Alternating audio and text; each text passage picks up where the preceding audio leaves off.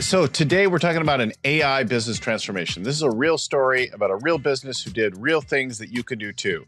It's not some concept, highfalutin AI carpetbagger out to tell you a bunch of snake oil that doesn't actually work or doesn't make a difference, that kind of thing. It's a real story about a real company that I met last year at Harvard and was really impressed by this guy. Humble, awesome, well, sort of humble. He's proud of what he's built. He's going to tell you more about that. So hang in there just a second. We'll get right into all of what happened with his business and what it means for yours.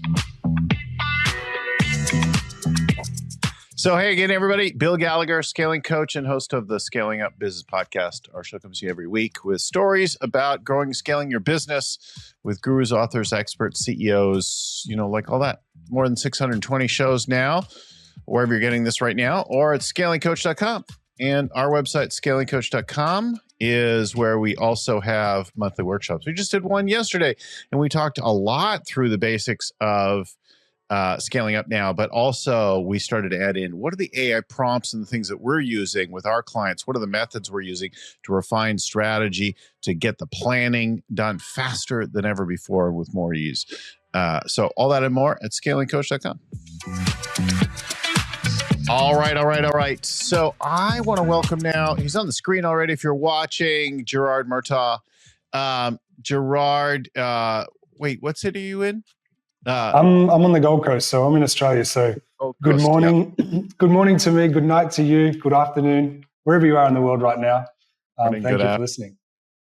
Or wherever you're listening right now, right? Like people may be listening live, they may be listening on a recording or watching later. So whether you're watching us, however, Gerard joins us from Gold Coast, Australia, where he's got a company. He's the CEO of a company called MouldMen. And he told the story of how their business really transformed and being ongoingly transformed with AI in a whole variety of ways. And it kind of started with a surprise, kind of a crisis that he'll share more about. We'll get into all that in just a minute. The surprise, the thing that led it to him, what they're doing now. But you guys, this is a cool story of, not just one thing about how their marketing got a little bit better with AI, but like across the board in all areas of the business. So thanks for joining us. You're welcome. Thank you for having me. So you started as an entrepreneur at age 17. Your family had a business, right? There's a lot of that. Before we go into the crisis and what led you into AI, talk a little bit about kind of that entrepreneurial upbringing. Yes, I'm come from an entrepreneurial family. My father had always owned businesses. My mother had owned businesses. And at a young age, I worked out that I wasn't sort of going to be going down the path of a normal career. I was lucky to have a number of different neurodiversities that made learning very difficult. But they also gave me an opportunity to lead and to use my voice as a way of achieving my goals. And I was very lucky to have some great mentors around me that said, Gerard, you're probably not going to get a job somewhere, but you can own the company. So if you want to be an architect, start an architect firm. If you want to be a doctor, then own a surgery, but you're probably not going to be doing the actual thing. So that was a sort of my upbringing. My father and mother were, owned their small business. And then, coming out of school, I was like, well, I'm just going to be owning business. I'm not going to be getting a job, so I won't be able to compete. So I started my first business, then sold that. And then a year after I finished school, my father passed away and his small business needed someone to run it. And so I was 19 years old and thrown in the deep end. And it was probably, it was a baptism of fire. And that business still runs today. And I run that with my mother. And that's not MouldMen, but I'm very proud of that start. But that gave me a huge opportunity to I wanted to learn about business. Well, the way to do it is to be in it, and I was from a very early age, and it set me up for where we are today. So MouldMen is a mold remediation and restoration company? Yes. Yeah, so MouldMen came out of a flood that we had. We hadn't had a flood since the 70s.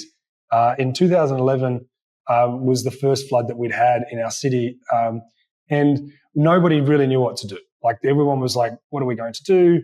And obviously there was some incumbent mold remediation companies, but they were all taken by the insurance companies very quickly. I, at that point, owned a pressure washing company, which was just another entrepreneurial venture that I got into at that point. And we'd been running for 2 or 3 years at that point, and we had all the contracts with the city councils around our area. So they were calling us and saying, hey, you need to come and pressure wash this or that.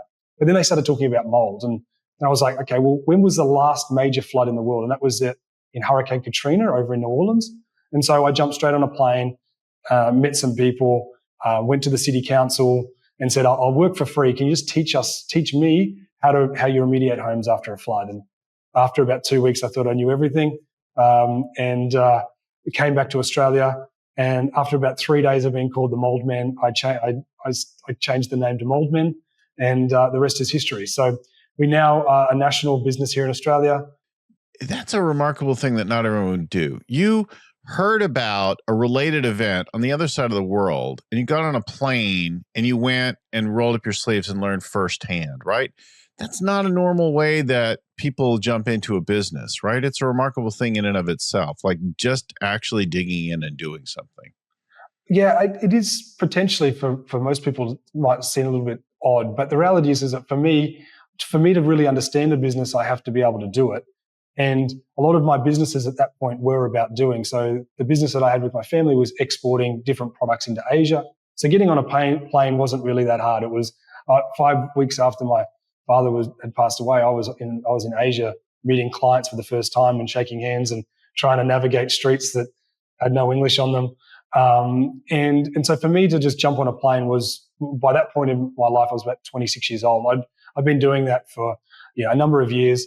And for me, business is always about, the E-Myth is a great book that most people have read or should read if they haven't. Oh, that's amazing. That shows like as business owners develop a business from scratch, they sort of need to understand, and then once they can document it, iterate it, and then be able to then train it, they can then move on to the next thing, and as the business grows. And we'll come back to that because that links into what everybody needs to be doing with AI. But that's how I learned, and I thought after 2 weeks I knew everything about mold. But it was a great experience being in New Orleans, but it was time to come home. And like I said, there was 200,000 homes that had been inundated. The insurance companies were backed up for years, and there was an opportunity to help people that were underinsured or that their just houses had just gone moldy because it was just so wet here. And then from there we realized, okay, there's a real business here, and there's no one servicing these different segments of the market, which are property managers. They're like the people that haven't been flooded, but their houses have gone moldy. Their bathrooms, they're poorly ventilated, subfloors, basements. Like no one was really servicing these clients. And so as we've gone on for the last 14 years, we've been able to continually grow the company by making sure that we address our core market segment, which is property managers. And now we have over 6,000 around the country that use us, and they control 2.8 million rental properties. So for us, our goal is to be the first choice in mold. We are the largest now in the country, and there's no sort of stopping us from growing. So it's just ourselves. You had a crisis. You had a thing happen, and that led you to your first dabbling with AI. Talk about what happened. Yeah. So as businesses go through these different changes, you start a business from scratch, one-man band, and you go through these different stages. As a business, we were growing at like 50% a year on year. And then we were in 3 cities, and we had a flood in every single one of those cities in 1 year at the same time. So this big weather system came through, and so we went from a really good local business in our state, doing really well, to 3 states, and at the end, and during COVID as well. So you're in the middle of COVID, you can't really travel. You've got these 3 floods that are happening. You're the first choice for a lot of companies to use, and we grew that year over 300%.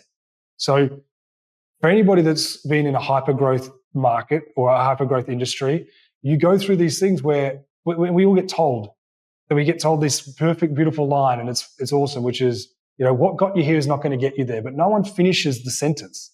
They never give you the context, and that is, you need to throw everything out and start again. And some of those things you'll put back. But the reality is that a lot of what you throw out that got you to say 1 million to then to 2 to 4 to 8 to 16 to 20, those different iterations, you actually need to step back and throw everything out, and then rebuild the business for a $20 million business or wherever you're going. And that's where, your strategic plan, and that's where scaling up comes in and that. But for many years, I thought, okay, well, we were here, that worked. So let's just add on another process and add on another process and add another process. Did that come at the same time as the fraud, or was that an earlier event? No. So the fraud happened because of the 300% growth, because as we had created all these processes for a business that I could eyeball everybody. Everybody knew my name. They knew my family's name. We were a close-knit group that had grown this business very well up to that point. And then you start introducing different people. But we had the same processes in place for a business that was, 3 times as small, only like 9 months earlier. And that gave people the opportunity, to join our business. And we're talking like more than 80 to 100 people joining a business in a year. They've got the opportunity that go, well, how do you, for instance, how do you make a credit card payment? Well, you go into Gerard's office and you get his credit card and you buy the flights and you go. Or if you need something, you go and do that. And so for me as a business owner, I was extremely naive. I made a lot of mistakes. And what I did is I transferred that trust from, the 40 people that I knew their names to 120 to 160 people. And there was too much opportunity for people to do the wrong thing.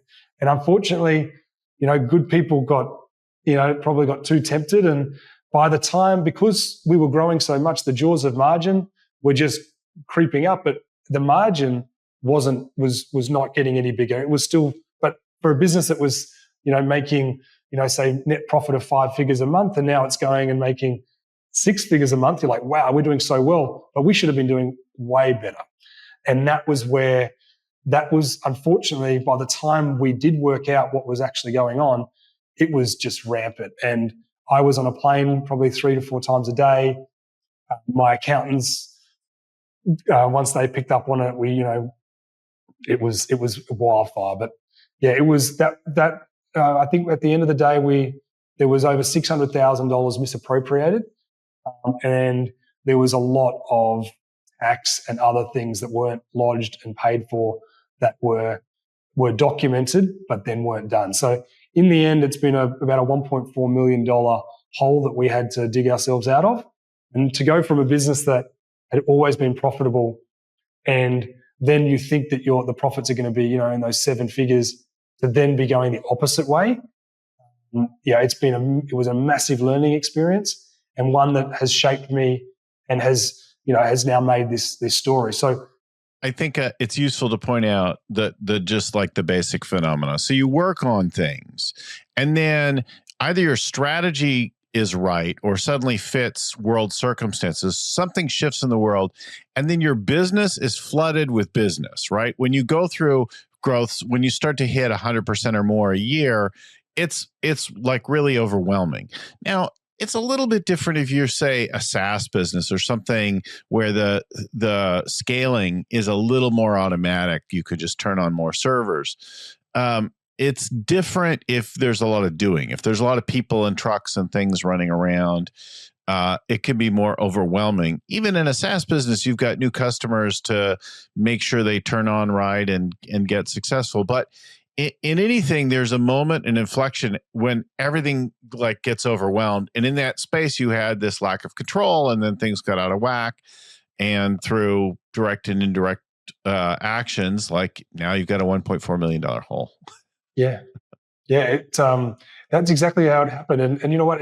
It's been like, I call it like the best lesson I could ever learn. Like as a business owner, I'm constantly learning, and I learn from failure, and we try and fail fast, and heard all those stories. But we had to work out what our plan was to what's the problem?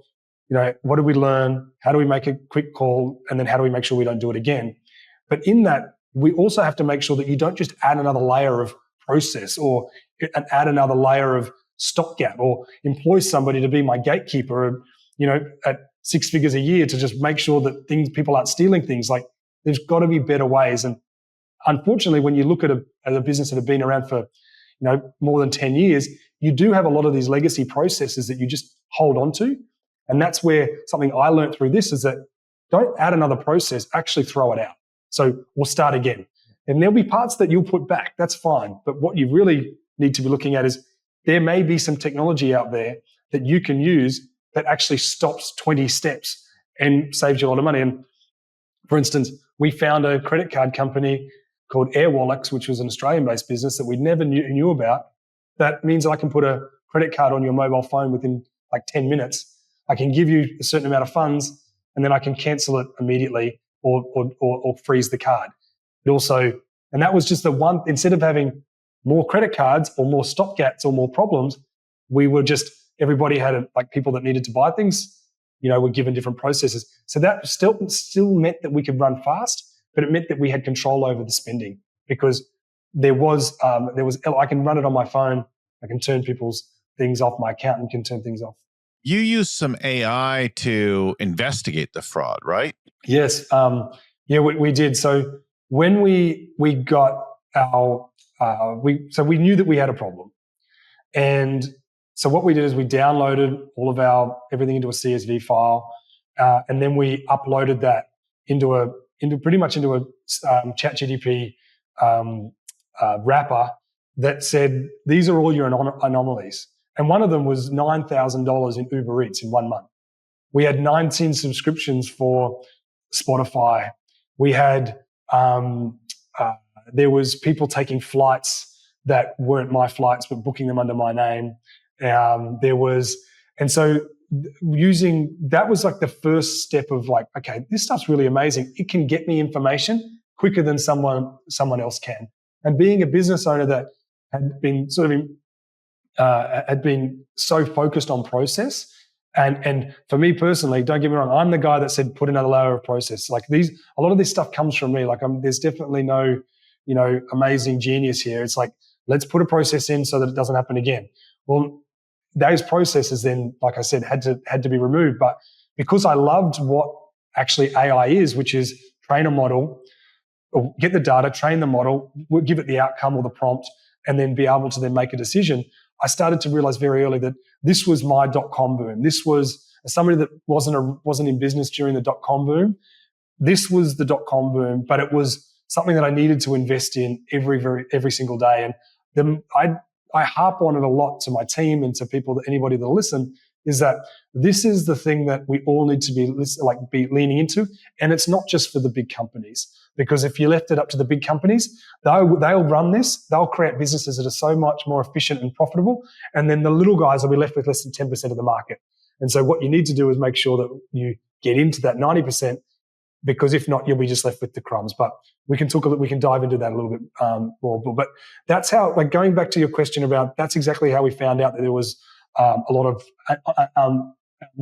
abnormalities, because we were able to compare data from a few years earlier where the accounts were not being abused, right to now. It's well, yeah, there might have been some things your sales went up and your costs went up, but we dove into that and we found all of these different anomalies.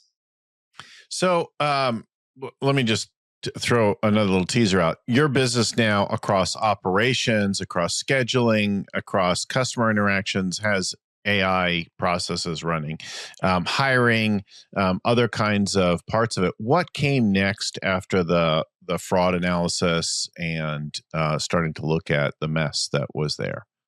So we'd grown an admin team to 36 people. So that's people answering phones, booking in jobs. And that's a really, really expensive component of a trade business, because you need them to do the business and to be able to run a company. However, they can also drown the business. And that was one of the parts of the problem. When you've got so much process, you can throw people at a problem, but usually you've got the process that you've got to then identify.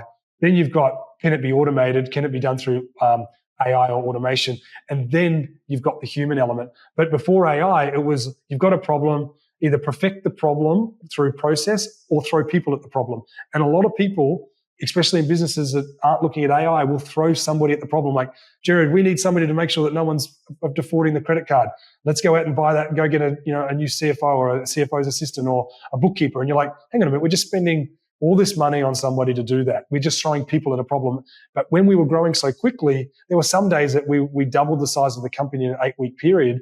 You're like, just throw something, just hire somebody, just hire somebody, just hire somebody. So once AI, so there was this inflection point of you've just found out that you've been defrauded or there's been a misappropriation of funds, right through to, hang on, but you've got this tool now that can absolutely revolutionize the way that you're going to run your business. So the next part after that was, what is our admin process and how do I cut down those that number of admin that we have in the office?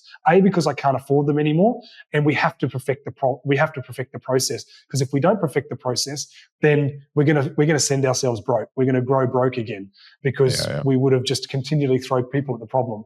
So the first part of the process was that, and that's where we messed up as well. So at that point, most companies that were previously building a website changed their website around and said they were building AI. And so I was, we can revolutionize your admin process, Gerard.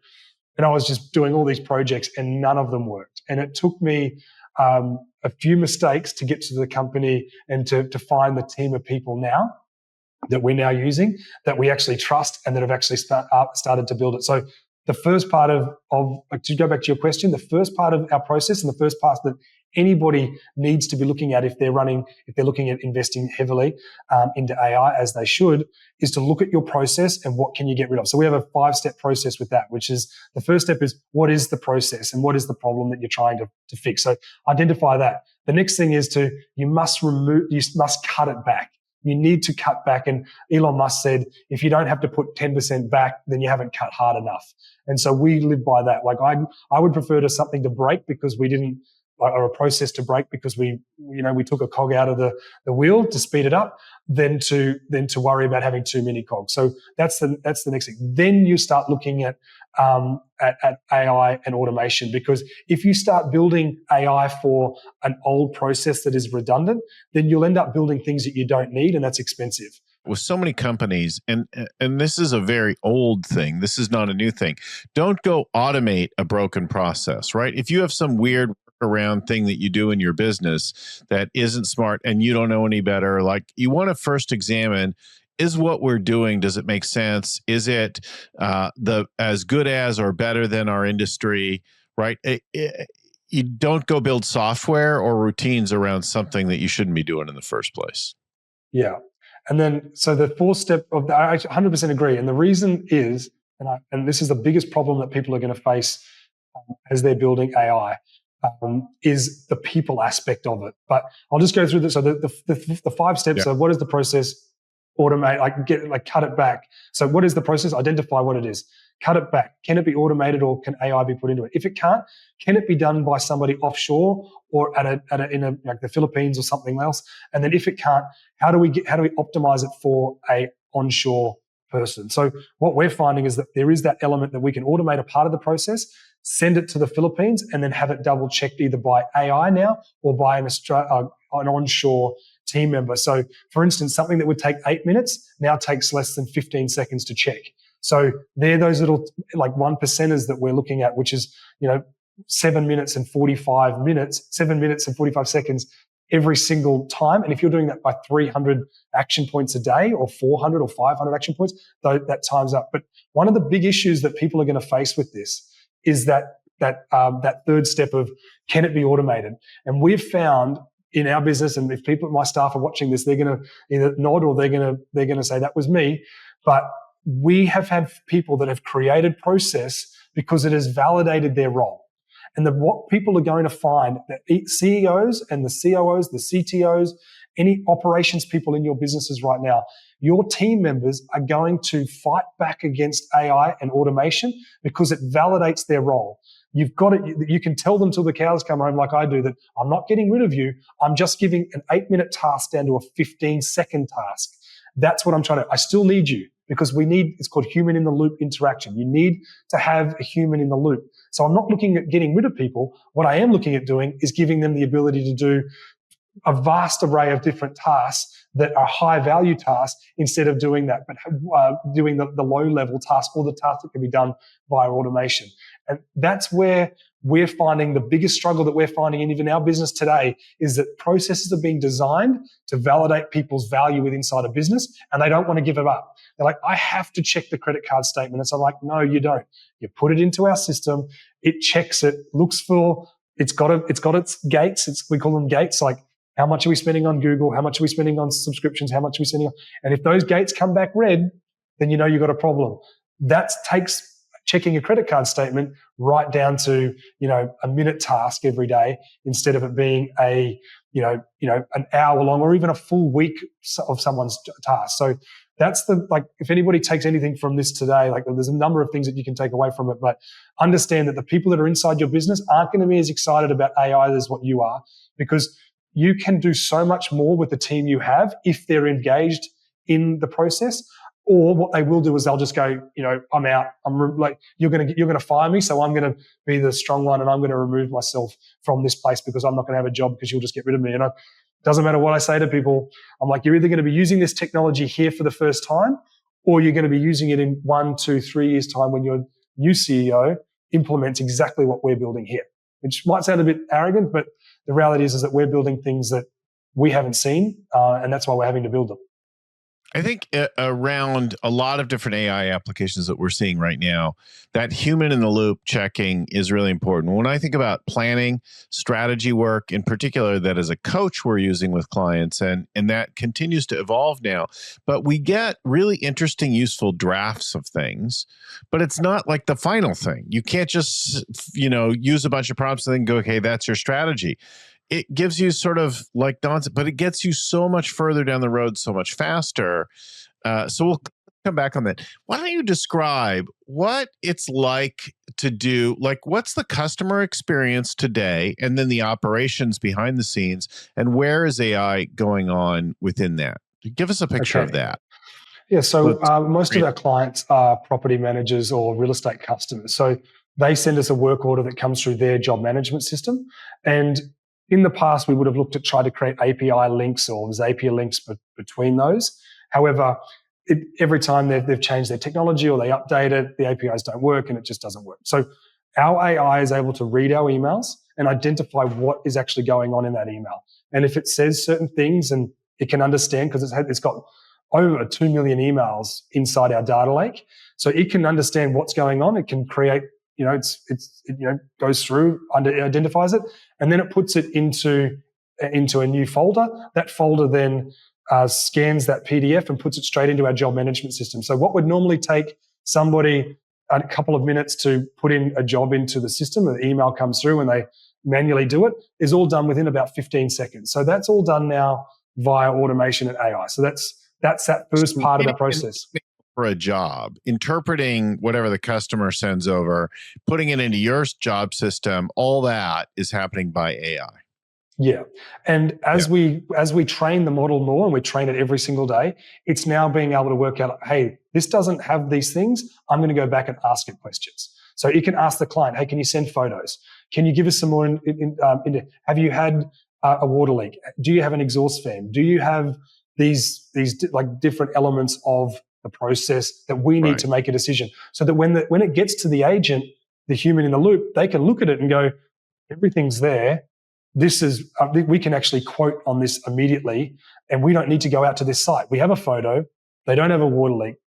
They've got no exhaust fan. The mold has been caused by a lack of ventilation. We know what to do. We've done tens and thousands, hundreds of thousands of jobs. We know exactly what to do. Here's your price. It gets it prepped, collects additional data if it thinks it needs it, and then the human looks at the thing and says, okay, here's what you got. They do the final check on it. Yeah. And so what we also do is we train the model based on what it did. So, well done, you did this well. Like we talked to it, its name's Ty, because we kept calling it the AI. So it's now called Ty. So Ty checks it, and Ty will look at it, and then it'll wait. It has an alert. A human in the loop will check it, and then we go tell Ty that it did a good job. Now, if Ty knows it's done a good job, it'll continue to learn that AI did that well. And just like we train a human being, you're training this brain, a model, Ty, on how to make sure that it learns. So as we get further down this path, Ty won't need to ask somebody. It'll just send the quote. And instead of us having to check every quote, we'll check 95. Then we'll check 90.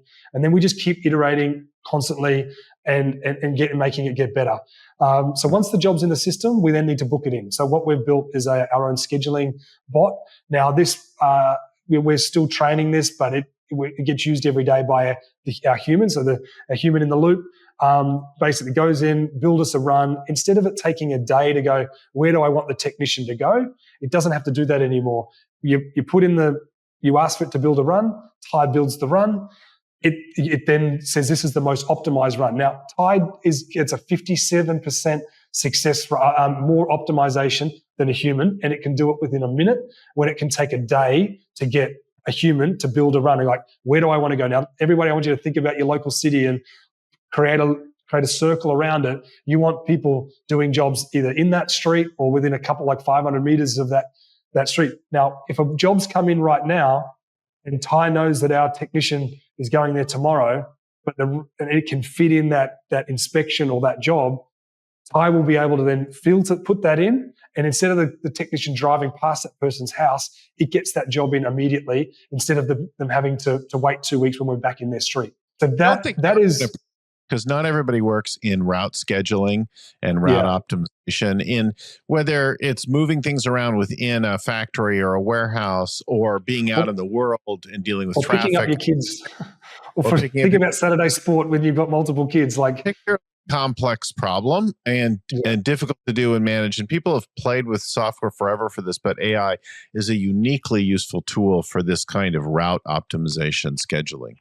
Yeah. So the way that we've been able to do that is that we've been tracking our vehicles for many, many years. So we're able to use that data from our tracking. We also have got an API from Google. So we know what traffic, like we don't go near schools, at 3:00 in the afternoon. You don't go over that bridge at 5:00 in the afternoon. You do all these different things. So you stay away from those shopping centers, on certain times. It knows where to go and what not to do. As we iterate and we get better at this, that data will be live from Google. So that means if there's an accident, it can reroute the guys, it can reschedule jobs. This all just takes time. And this is why, like, we're 18 months to 2 years into this, and we're still learning and we're still training and we're still getting better. It's not just, we didn't just buy HubSpot off the shelf and we can start using it after, you've really got it. We're working on this every single day. But Ty is like this, it is like having an intern that you're trying to train on how to do a task, and it never turns off. It's next to every single person, and then over time, it'll just become much more intelligent, and it'll be able to then make decisions based on real life data and not on people's work hours or availability, or understanding that, oh my God, the guys are in that street right now, which is why the person's probably called us, because they've seen the van, and that's why they've called, because they've got mold, and all they need to do is walk across the road. But they call a call center, and no one knows that they're not checking that we're actually across the road unless they ask the question. Hey, how did you get our number? Oh, the tech guys are across the road. Perfect, I'll send them across. Ty doesn't need to know that. It knows where every van is right now. So that gives us that element of immediate action on what's coming in and what data's being used to then make these decisions. From there, you've got customer experience on what questions you have. So frequently asked questions are now all uniform, so I don't have to worry about anybody going off script. So as a business owner, somebody over-promising or saying we can do something when we can't, or not telling somebody that we can do something, like, hey, can you guys fix my bathroom? No, we can't. We only do this. Or, yes, actually we can fix, your bathroom with mold. We don't have to worry about those decisions not being made. And then from there, there's the customer experience going past that. So, how do you stay in contact with people? How do you make sure that they know that you're still here? If there's a weather event in the city, we should be able to pick up on that very, very quickly, and then be able to identify the clients that are in that area and then contact them and say, hey, do you need us? We're here if you do. So everything that we're doing now is, instead of throwing a person at the problem, we look at the process, throw AI at the problem, and then just try and get that smarter and iterate. So how many people are you today? So we're smaller than what we were a couple of years ago. I think we're maybe under 100 or 100, would be pretty close to where we are right now. About 100. So we got a lot higher than that, but again, we've got 15 or 16 admins now, and not 36. But we're doing more revenue than what we were doing when the fraud happened. So it just shows that when you've got the systems and processes and you've got this in place, you don't need as many people because you're more efficient. Our technicians are doing more jobs. Our admins are being able to do more, more with less. And in the background, the investments now, we might be building a new piece of technology or a new part of Thai, but by adding a little bit more into Thai, it may be maybe a quarter of the price of a full-time employee for the year. So, it's a very good investment. The customer service, follow-up, email, invoicing, emails, collection, any of that stuff got AI?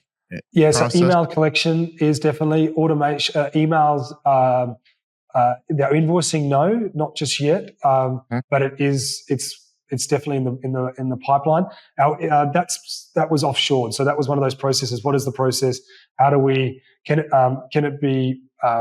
Can we remove steps? What is could it be AI or automated? There's parts of it can it go to the Philippines? 100% it can. So it's in the Philippines, and then an Australian-based team member double checks, and then they're sent off. But our team in the Philippines are amazing. So they're getting 100% scores nearly every day. They're not having. My team have turned an 8-minute task into a 15-second check per job. There are so many companies that are doing offshore talent for a whole range of tasks, and you can find some really lovely, competent, and even highly educated people in some of those offshore folks. One of our sponsors, a regular sponsor here, is probably not the company you use, but we use a company called Doxa and recommend that to a number of our folks, and worth checking out if that's something you're looking for. Tell us about the tools you've used and tried, and what are the mix of tools? And you said you went through a couple of vendors, and that you finally settled on somebody that could be a good partner for you. Talk about that, tools and partners. Yeah, so the tools, so obviously we've all got access to ChatGPT and Gronk and Llama 3 and all the others that are rolling around now, Claude. These tools are absolutely amazing, and they need to be used. So I always recommend to people, part of my process is that I have like a separate Instagram account that I just follow AI people. And so every day I have time, and it's, everyone, you get distracted with AI or it's distracted with technology, but I jump in and I go through everything that's come through, that either through X and on Instagram, of anybody that is of influence that is talking about AI. So that's one of my tools that I use on a daily basis to stay up with when are the announcements happening, what are they announcing, and how do they work, and then I because it's not on my normal feed, it's a certain amount of people, and then I get through that feed that says you've seen everything you need to see, and then I get out of it. And that's one of those. That's a very, very important tool, because I wouldn't suggest you doing it in your normal feed, because you'll get caught up with your best mate's trip to Tahoe or Japan or whatever, and you'll start going down a rabbit hole on that, and you'll realize you've wasted all this time. So that's the first tool. The next tool is you need to be signing up to all these tasks, and you just need to be looking and learning how to use ChatGPT or Claude or any of these others, because some are good for some of the tasks and some are better for others. But what we're realizing is that these big LLMs, they're going to become the engine for what we do. And then what we're going to have is these wrappers that are going to go around it. But what you need to be careful of is, if you are using ChatGPT, you don't have any of your identifying data. So if I put in my, say any of my financials into ChatGPT like I did in the early days, which I don't do anymore, I made sure that we didn't have any of our company names or anything in that data. It was more about, we had obviously the Uber Eats and all of that, but we didn't have any of our data. And anybody that's putting their own company data into ChatGPT, you're pretty much giving them access to everything that you're giving them. They own it now, and they can use it to keep training their model. And that's how these models are getting very, very quick, getting very, very good, very, very quickly. So be very careful how you use them. And if somebody is building you one, make sure that they're not just building it on ChatGPT or one of these others where you don't have the security of your data. That's changing every day at the moment because people are working out how to do it without giving your data over and just using that LLM as the engine. And so what I like to say is like, your car might be let's say you've got a Mercedes-Benz and you're going to go put a Bugatti engine in it, and then the Bugatti engine might not work anymore. So you'll go and put an Aston Martin in, or you'll put in whatever it is. The car's not going to change, and the car is the data. And that's why, we'll talk about what the process is for people to actually go through to start really investing in AI. But the car's not going to change. The people, the contents, the data, but the engine that makes it go fast, that's what's going to change in the future. So being able to identify what works to go fast or slow or whatever you need it to do, that'll become very important. The other thing that we then ended up going down was building our own LLM, our own data lake. So moving on from my last point, if you are really serious about transforming your business, you need to be the first thing you need to do is your process and identifying that. But the next thing is to start looking at building your own data lake. And your data lake is like a brain, and maybe this isn't the right way of putting it, but you think about a brand new baby brain, parents pump information into it, it takes information in from everywhere, but it takes you, as you raise a child, you are giving it the information that you want to give it. And an LLM is pretty much that. It's a naked brain with nothing in it, and you just give it the information that you want. So if you don't want it to know anything about, goats in Africa, then don't give it that information. Just give it the information for mold, like we did. Give it its emails. We put in our phone system, so it's got all of our phone calls, all of our scripts, every interview I've done, every podcast I've done, every email we've ever sent. And so Ty, which is our data lake, has everything that it has our voice, so it sounds like us. Our marketing can go into Ty now and say, please write me an email, an EDM we were at an awards night last night, congratulating all the winners for this awards night that we addressed last night. Bang. It'll then write the email as if it was myself or my marketing team in our voice to do that. So the first step of anybody's transformation to AI is that data lake, because then you will be able to then plug in the things that you need. So for us, it's the scheduling. It's also the email routing and replying. It's also the marketing side. So we've got the marketing component. We've got the phone system that is within 8 weeks, you'll be able to call MouldMen and speak to an AI agent, but it will be making decisions based on our data lake. So if you said, how did MouldMen start? It'll tell you how MouldMen started. You will be able to talk to Ty for hours on end at 2:00 in the morning and learn all about mold. It won't know anything about anything else, but it'll know everything about MouldMen. It'll know everything about mold, and you'll be able to ask it questions. So some businesses will have to bring in their different operating systems, but if you've got this core brain, your developers will be able to get the API from your job management system or your operation system or your CRM, and then you'll be able to plug that in. And every email you send, every message that goes out, every phone call just makes that brain even better.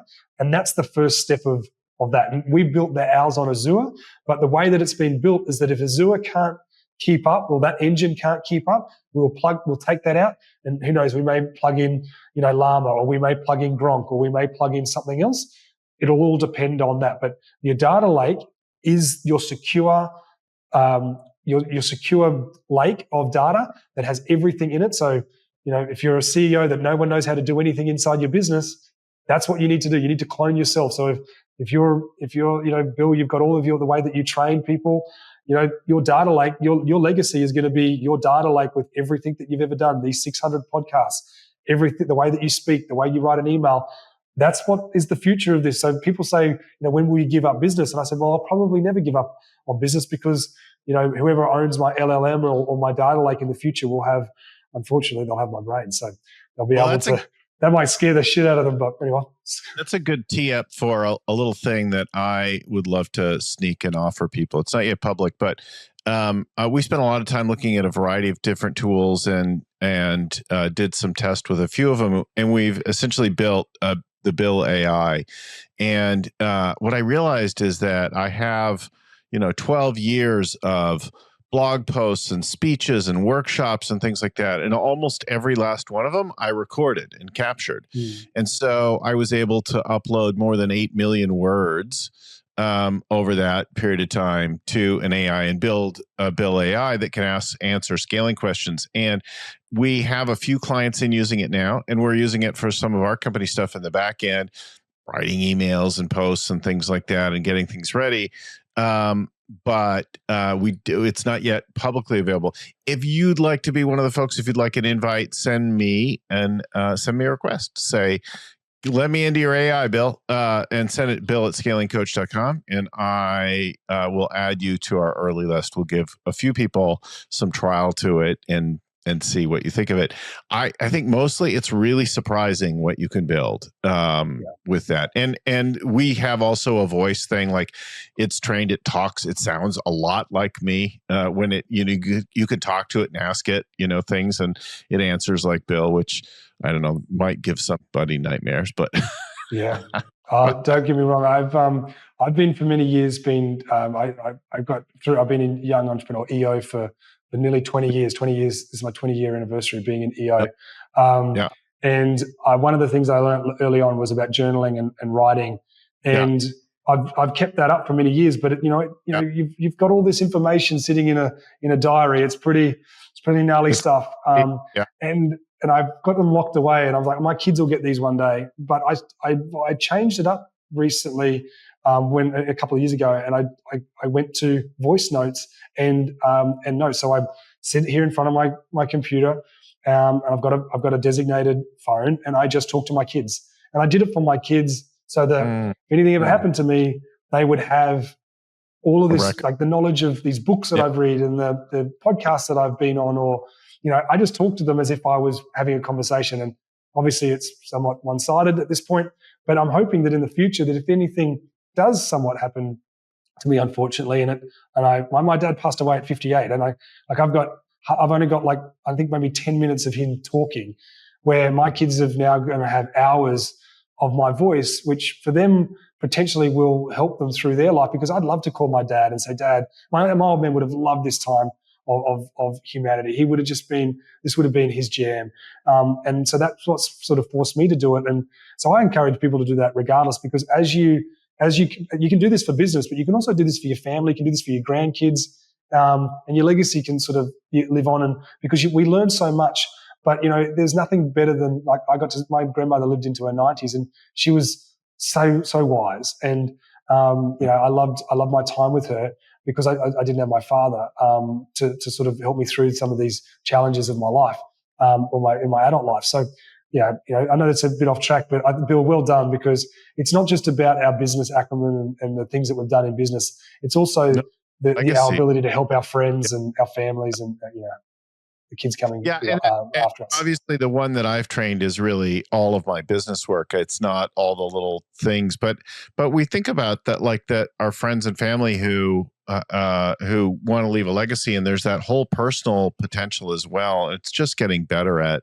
the whole thing, at creating something that's useful so that you can remember. And that's obviously a very poignant experience for you to lose your dad at such an early age, and really feel like you wanted more. You wanted him around for a little longer. So we've talked for a long time. I think we've given people a lot of things to think about. There are tools, there are partners, there are things, and it's not just getting your marketing right or banging out another blog post. It's a whole range of it. In our world, strategy and planning and a whole lot of other things are getting done today behind the scenes with AI. We're getting more things done faster and up-leveling the quality of it. But in your business, not only the financial analysis, the recruiting, the whole customer flow is all getting automated more and more at a faster pace.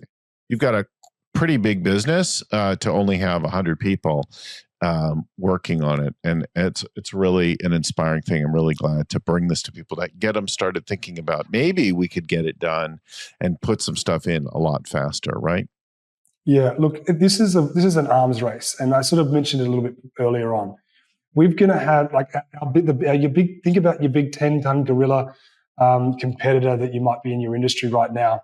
They're investing millions of dollars into AI because they know that that's going to be their competitive advantage. I did a speech recently, and there was 500 people in the room, And I said, who is expecting in the next 2 years to invest in AI? And only 20% put their hand up. 80% said they weren't interested. And then I said, well, the next question I asked was, who in the room is expecting their technology providers to build the AI for them? And they all put their hand up. Everybody put their hand up and said, I'm expecting, HubSpot or our job management system or email or, Microsoft or someone to come up with AI. And that just there's no point of difference with, if everybody's got the same technology, everybody's got it. So what the point of difference is going to be your data and the way you run your business. And that was the big eye opener to me, is that people are still sitting back and saying, it's going to be okay, I'll just wait for them. But what I'm sort of really pushing to people to think about is, if your biggest competitor is investing so much money into this and you're waiting for someone else, you will end up with the crumbs. You will end up with the worst clients, the worst paying ones, the ones you don't want, the ones that, you learn at Scaling Up at EO and all these other YPO and all these other different people say, these that you need to go after these high value clients, the ones that pay you on time, the ones with the big ticket items. They're going to be going with the guys that can book a job in within 15 minutes or 15 seconds, that you don't have to speak to a human because you can do it all on your phone. Like, for instance, in the future, you will get onto either MouldMen's website or you'll call us, and before you either put your phone down or stop talking to Ty, you will have got your quote and booked in your job, and we'll probably have your credit card number. And then you'll think, wow, I've just booked in the job. I think I need to get 2 or 3 more quotes. You'll call the competitor and they'll say, I'll come out next week and inspect. And you've got MouldMen's already told you that they're going to be out there tomorrow and it's going to cost, $400 and it's all going to be resolved. What are you going to go with? So that's just a real life case that MouldMen, like, we're right there where it's not fully turned on. There's lots of human at the moment, human in the loop. But there is a 10-ton gorilla that I'm worried about in trades building this before I do. So if you're in your industry and you feel like you can get somebody from lead to like giving you their credit card in 15 minutes, regardless of whatever it is, then that's what you need to be focused on, because if you're not, someone else will, and then you'll just be getting the scraps. All right. Our show is running long. We've given people a ton of things to think about. Let me just point them to a couple of next steps and good call out. So one, if you want to get in touch with Gerard, we'll put up a link for him, gerardmurtagh.com. It's on the screen if you're watching. It's also in the show notes. You'll be able to find it and check him out and get in touch with him if you want to know that. Let me just say, from a lot of companies that I am currently working with and recently working with, there's a lot of nervousness about doing stuff with your data. And you probably have a lot more data than you realize. Like, some of you have decades of transactional information, shipping information, and there are patterns there. We can create lookalike audiences. We can figure out where to go and who to do and what the best ones are. And we can analyze financials. We can analyze transactions. We can look at your email. We can look at your voicemail. There's a whole bunch of stuff, probably more than you realize, that you have that could be gleaned in, and you could start to build something. But get started. It's not all done yet, but don't be the last one in figuring out how to do it, or wait for your software vendor to give you something that everybody has and you have no specific real advantage beyond anything else. So those are some great things. If you'd like to try our little Scaling Up or my Bill Gallagher Scaling Coach AI, send me an email, bill@scalingcoach.com, and we'll put you in the next batch of users that we let in to play with that thing, and do it. Let me give a big shout out and thanks to my friend and mentor, Vern Harnish. Gerard and I met together with Vern at our Harvard CEO Annual Summit, which is again late August. If you'd like an invite to that, you're a CEO, you're working with us now, or a regular fan of the show, send me an email also, and I will. That will sell out soon. It's not sold out yet, but that's a really great conference. And then, of course, thanks to Vern Harnish for starting this whole thing with the Scaling Up Framework and the YEO organization that we've been around for so many years. Thanks again to the folks at Story On, who get our show produced in and out every week. Seth, Christelle, Cameron, and the team over there. It's a lot of work to do this on a weekly basis for more than 600 episodes. So really appreciate our team wherever they are in all realms. And thanks again to all of you for listening, for watching. Until next time, keep scaling.